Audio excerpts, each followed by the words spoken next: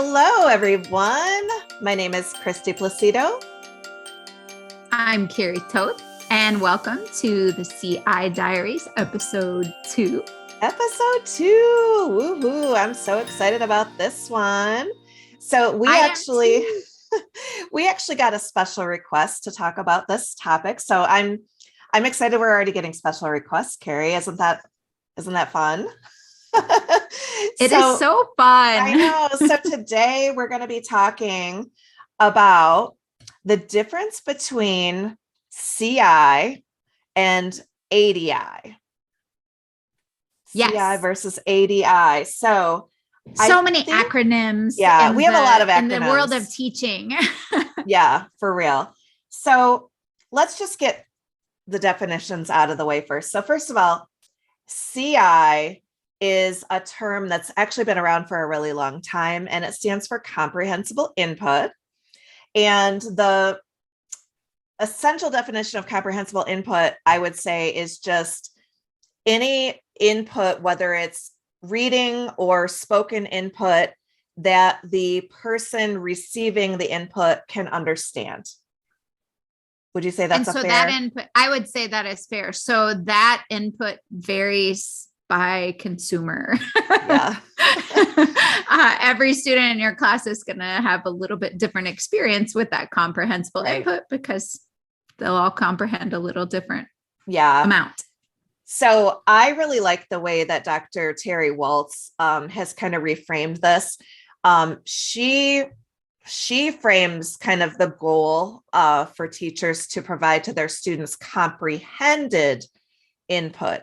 So not only are we making the input able to be comprehended, but we're also ensuring that our students do comprehend the input. So, and that's a tricky thing to do. And that's probably a topic for another podcast because we could get really in depth on that one. But I think that's a good bridge into what ADI is, because ADI is acquisition driven instruction. And if you have that key piece of comprehended input, then it really does lead to our students acquiring language. And that's the goal of an acquisition driven program, is that our students will take what is comprehended in the classroom and they will just use those as building blocks to acquire more and more language during their time in our classrooms. And that, in the end of it all, we produce speakers of our target language.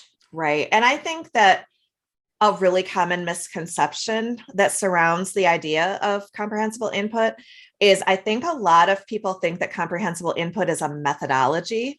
And it's not. To me, it's more of a mindset. It's more of a paradigm, I guess.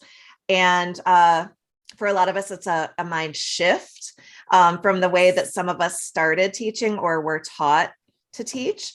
But it's not a method at all. And so I think it's a misnomer. If you hear someone refer to themselves as a CI teacher, there really isn't any such thing as a CI teacher, because CI doesn't describe the teacher. It describes what students are getting, or it's kind of describing the internal process that students are going through as they acquire language. And also, I would say CI is really just one of a whole host of factors that need to be in place for language to really be acquired. So that's where the whole ADI idea comes into play for me. It's ADI is like, what does the teacher need to do? What does the teacher need to keep in mind as they're creating lessons and units and approaching their students each day? I agree with that 100%. The input is one of the ingredients. It's like a recipe for success at producing speakers. I think another common misconception is that we don't, in an input based or in an acquisition driven classroom, that we don't want our students to speak. We don't want to force our students to speak before they're ready. We don't want them, writing skits with vocabulary that they don't know, but we do want our students, that's our goal. We want to produce students who are going out into the world to use this language that they came to our classrooms to learn. And so in that acquisition classroom, we're looking for ingredients that will help produce a speaker who is able to Right. really, really be proficient in the language. Yeah, I think a lot of people think that in an acquisition driven classroom that we don't use output at all. And that is really far from the truth. But I think the difference is we don't view output as leading to acquisition. Output is the product of acquisition. So Right. again, and that's another paradigm shift for a lot of people. Our students don't acquire language by practicing speaking or practicing writing. And those things do have a place, I think, in our classrooms. Absolutely. But to me, like the place of writing and speaking in the classroom, well, number one, I think it's fun. I think it's fun for students to be able to see that they can use their acquired language to communicate. I mean, it's fun to use language. That's why most of our students would probably tell you that they're taking a language class is because they want to be able to speak the language. So it's fun. It's satisfying to just see the results of, your labor, although it shouldn't really feel like for labor them and either. for us. It's satisfying Right. for them It's just, to see themselves bloom and satisfying for us to exactly. hear and see their work. Exactly. And then the other purpose to me is just the sheer communication aspect of it. I mean, when they can use language to communicate with us and with their peers, they can actually elicit more input.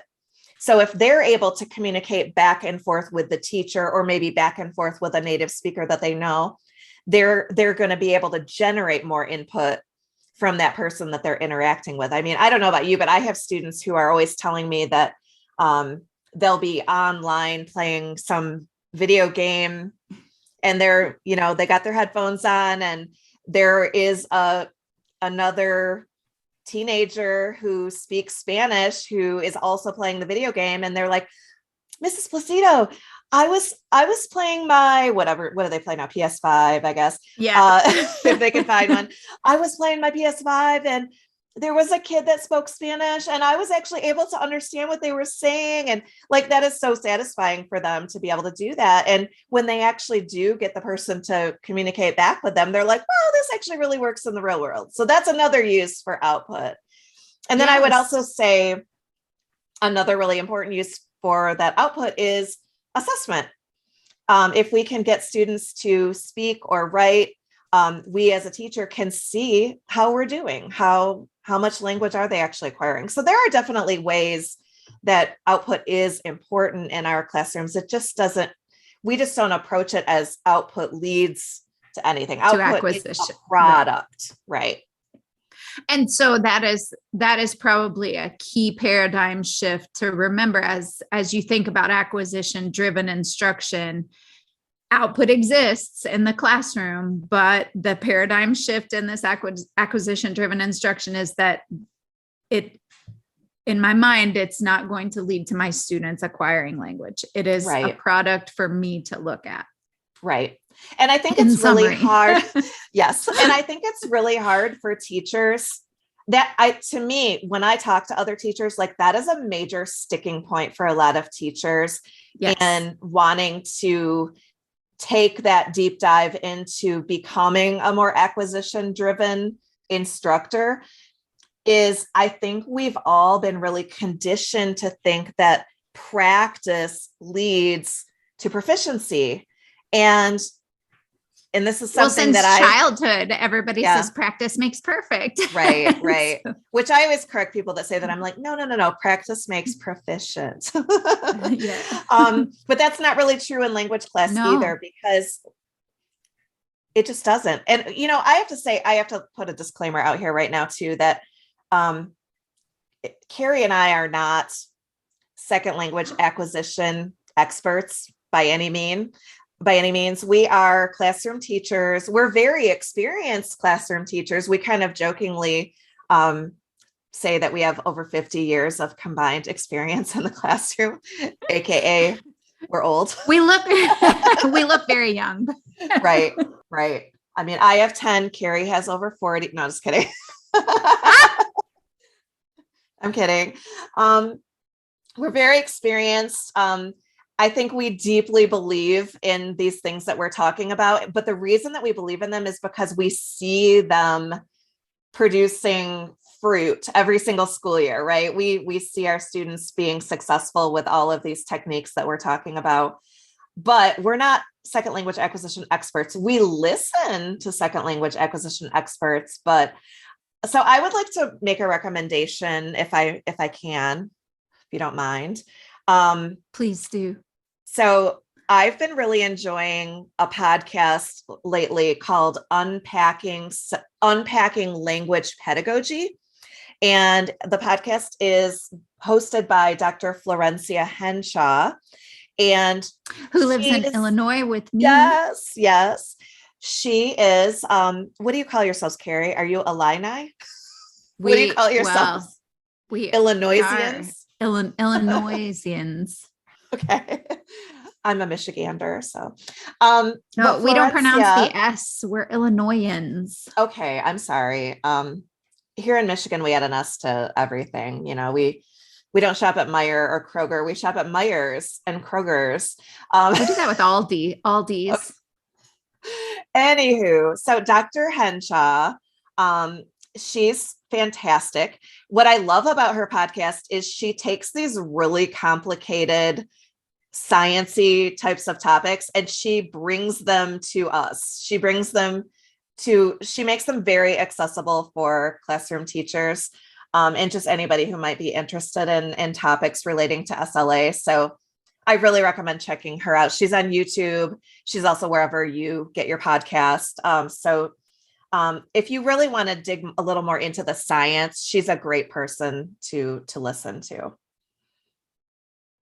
Anything you want to add to that, totally Carrie? agree. No, I absolutely 100% back that statement. She is a great person.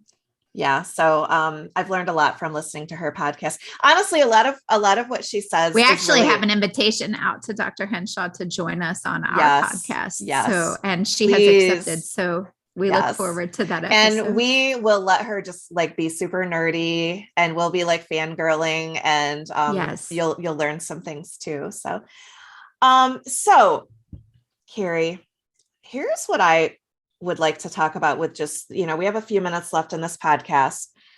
Another thing that I think people get a little bit hung up on when it comes to ADI is how much language has to be comprehensible. Like how comprehended does our class have to be for our students? What do you think? I have been to several. The first workshop that I attended that I did a reading sample with was with Carol Gobb, and Carol showed us a reading sample, and she asked us that very question: how comprehensible do you think it has to be? And answers were all over the place, from 70% to 80% to 90%. But really, I feel like everybody answered somewhere around the, 80 to 90%, and that would be comprehensible enough. And then she gave us a sample reading, and we read that sample reading together. And the reading was about 92%, 95% comprehensible. And with the words that we didn't understand the main idea, but she then gave us comprehension questions that we could easily answer, even though we didn't understand what the reading had said. We could use the text to be able to answer the comprehension questions. And I thought, man, how many times have my students done this in class, just gone back to the text and picked out the words that looked the same as the comprehension question. And really they were totally missing what what I've been saying or what. So it became pretty clear that it's going to have to be more than 95% comprehensible for students to really take away what I'm saying, to make sure that they really are understanding what's happening in the classroom, and not to lose them because as soon as they stop understanding the main idea of what's happening in my classroom, then they start to drift off. And once they drift off, then their comprehension is going to drop and drop and drop until they, they're way below 95%. And then the phone comes out and yes. Right. So, do you think it makes a difference? Like, aside from just looking at the percentage of like comprehension in a text, do you think it makes a difference, like which words are not comprehensible? to the I students? definitely do. I think it makes a big difference which words aren't comprehensible. If it's maybe if it's an adjective that describes something, then that might be not as important as if it's a key verb in the sentence, or if it's the noun that, is the important thing. If they don't know what's being described, or if they don't know, the action verb in this sentence, then it would definitely interfere completely with their comprehension. If it's one of, if you're reading a whole page of text, or if you're talking the whole hour. I know we read a reader by Senor Woolley, and the whole way through the page, it was saying tener éxito in Spanish. And that means to be successful, but they were looking at the word éxito and they were all thinking it said to go out the exit. Like we had said at the beginning that it meant to be successful, but I only said that one time. And so by the time I had said it one time, some of them remembered, but a lot of them had forgotten really quickly. And so they're all imagining the guy, going out the exit every time we come to that. And so comprehension really made a big difference, because they could not understand what going out the exit had to do with anything that was happening on that page. And that's a great example of comprehensible versus comprehended. Yes. And I mean, that's happened to me so many times where I think I'm being so comprehensible. And then I realize, they did not get that. Like, I thought they were with me. They were not with me. They were not with me. I even went that step to try and say, this is a word that looks like something it isn't, let me explain this to you. Still didn't pick everybody up on that. Well, and I think too, like, that's where the whole concept of repetition and kind of recycling and kind of spiraling vocabulary back into your lessons over the course of a unit. I mean, comprehension checks. I mean, there's a lot of things that you can do as a teacher. Gestures, to avoid, some kind of, especially if it's a keyword that you really want the students to acquire, because that was the goal of this, this text that I was reading. I wanted them to acquire this new structure, and I swing and a miss on the first class. So that by the next class, I was like, okay, I know I got to go at this a different way, because it didn't batten zero on the first hour. But that's another thing that I think it's important to really think about. A lot of times I think teachers go to a workshop and they're like, okay, I understand this. I can do this. This is going to be great. And then you fall on your face a little bit, you make mistakes, and then you're like, oh, I thought I could do this, but I can't do this. And I quit. It's Rome was not built in a day, and Latin was not acquired in a day either. No. So, this is a learning curve. And when especially if you were trained to teach in a different type of way, and maybe you've been teaching in a different type of way, and then you start hearing about some of these concepts and you're like, this sounds really exciting. That makes sense. I really want to try this. And then you try it and you're like, oh, that did not go the way I thought it was going to go.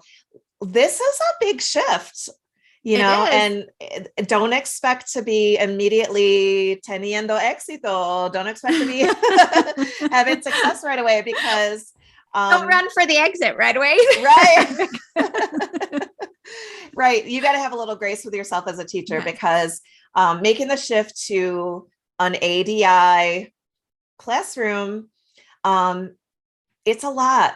There's a lot to think about. And that's honestly something that Carrie and I really hope that we can help you with. That was one of the reasons why we wanted to do this podcast, because we fully realize that teachers need support, and sometimes even really experienced teachers need support from colleagues. And you might have that in your school and you might not. So we're hoping that we can just be one of your support systems too. And we're lucky to have each other, because it doesn't, I mean, like I just said, it does not go well in my class every day. I mean, sometimes first hour fails and I have to rethink for third hour and fifth hour. And so don't think that it, is just perfect because you get further down the line. There's a lot of, in every type of classroom, there's a lot of thinking and rethinking on your feet, but we just feel like the results when you're teaching for acquisition, the retention of students and the enthusiasm of students and the engagement of students is worth every bit of the discomfort sometimes about a paradigm shift, and I don't know, maybe just the thought process behind a learning curve. I don't know how to explain it. It is a little bit uncomfortable at first to think about having to think about things a different way, or to change the way that you've always done things. Yeah. And I think, I don't know who originally came up with the phrase "teach for June." I know I hear Scott Benedict saying it a lot. I'm not sure if he invented the phrase or not, but it is something to really keep in mind. We are teaching for June, and that doesn't mean, oh, I can't wait till it's summer, although that's true too. But what teaching for June means is we're in this for the long game. We're playing the long game. We realize that we might not see the progress we're looking for on week 2. We might not see it by the time we go on winter break. But by June, we're going to look back. We're going to see the progress our students have made. We're going to see the progress we've made. And we're going to look back to August or September. And we're going to say, job well done. That's been so true this year. After the 2 crazy years we've had, I found myself beating myself up a lot throughout this school year about the way things were going and where we were curriculum wise. And I forgot. I mean, that Teach for June has been my motto for a while. And I forgot it. And I was not reminding myself of that. And now that it's almost May and I'm starting to see those fruits blooming, I'm like, oh yeah, I forgot. And, but I'm seeing it now. The kids are, and I think too, once you've seen those results, especially once you've seen them for a few years, it's easier to remind yourself of that when you're in those doldrums of winter, or, you're trudging along to spring break. Once you know what's waiting for you, it makes it easier to keep showing up every day and doing that work that needs to be done every day, and easier to just kind of relax and trust the process too. Yes. And then that makes these last weeks really exciting, because the things you have these, I always save my favorite units for the kind of April, May time, because they're so much fun to see. We're getting ready to do a unit on ocean plastics and things that are so much fun to see what students can produce when we get to this time of year. And so I just love what they can do now that we're acquisition driven. And so I mean, it's been a great paradigm shift for me. Yeah, me too. Well, I think that just about does it for today's podcast. Carrie and I thank you for joining us, and we hope you'll join us again next time. And we do have one little exciting bit of news to share. We do. We are going to be podcasting twice a month. So we will be seeing you again. Double the fun. Yeah. So we'll be seeing you again very soon. And please feel free to reach out to us anytime on social media. Leave us a comment down below on this YouTube video. If you're not watching us on YouTube, if you're watching our podcast somewhere else, get a hold of us on social media. Send us your requests, send us your questions. We'd love to hear from you. Thank you for joining us. See you soon. Bye. Have a great day, everyone.